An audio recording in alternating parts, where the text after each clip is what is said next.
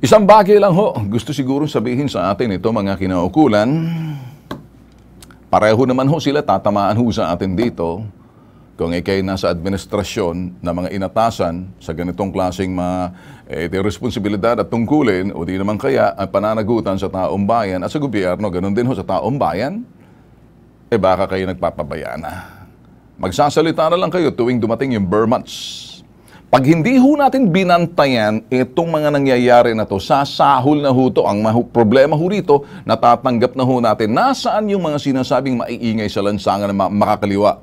Pero nakikita ho natin, ang sa kanila, maiingay ho sila sa ibang bagay sa larangan ng politika, na kung ang pinag-uusap, ito ho makikita ho natin, mga talking heads, nagsasalita lang ho sila, satsat ng satsat.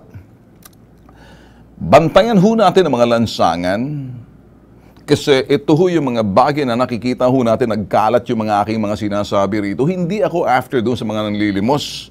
Yung mga talagang binabalandra ng mga kaanak para kumita sa kunting mga barya. Pag tumigil ang mga sasakyan, bagkos ang aking mga sinasabi, etong mga nakikita nyo ngayon, kapareho niyan. Bata, bit-bit ang kanyang kapatid, natutulog sa lansangan. Yung mga tanawin na sinasanay na tayo, eventually nakikita ng mga sindikato yan, ay Mariosep na yan, recruitment ground na yan. Pag hindi binantayan ang mga ito, baka maging masahol, tumingin lang ho tayo sa lansangan muna. Ba't nagkalat yung mga kabataan? May DSWD ba tayo? Pag hindi natin binantayan to, baka sabihin ho natin, gumawa, ito ho, mga ito ay, baka gumawa ng mga krimen kapag napabayaan dahil sila ay kapareho niya ngayon, nagsisinghot ng mga rugby. Mga tanawin na masasanay na ho tayo ng epekto ho niyan. Ang ibig sabihin, don't worry, be happy. Na lang.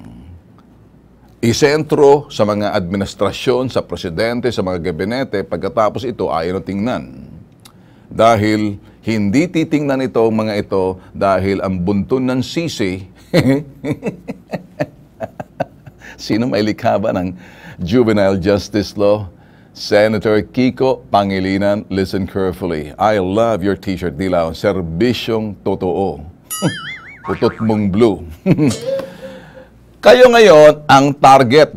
Kayo ang target ko. At sa makikita mo, yung mga batang sa lansangan, sasabihin ko sa inyo, target ng mga sindikato, nire-recruit sa bubot na kanilang kaisipan dahil sa kanilang kasalatan at kamangmangan. Kaya naman pinagsasamantalahan, pagkatapos meron pa kayong juvenile justice law na medyo dagdag sa pasakit at kalbaryo. Ito ang pinagmamalaki ninyo. Senator Kiko, ba't nakaitim ka na, naglulok? Ayan, balik mo yan. Ayan, dilaw yan.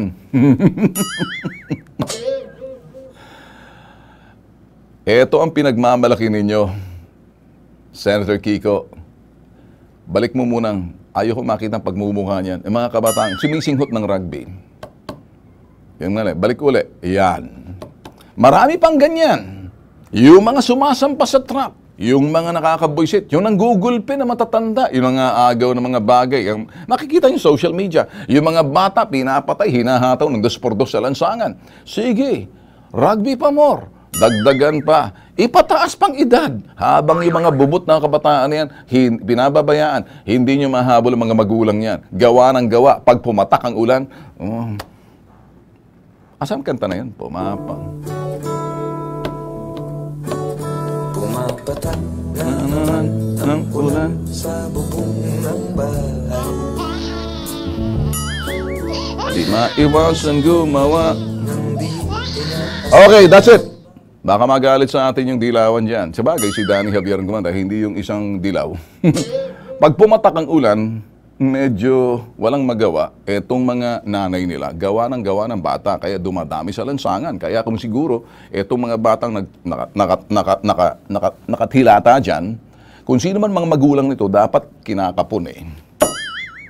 Hindi lang, hinahataw ng 2x2 kapag gumawa ng krimen sila. Ganon. Kasi walang pananagutan ang gumawa ng mga ito.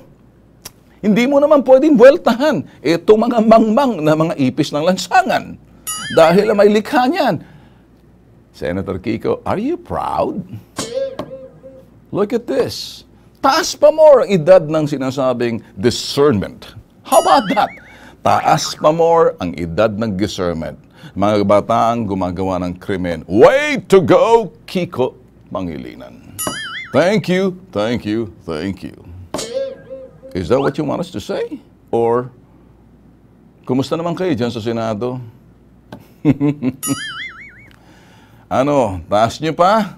Gawin nyo siguro ang edad ng discernment 19, 20. Para yung mga 13, 14, 12, 11. Okay?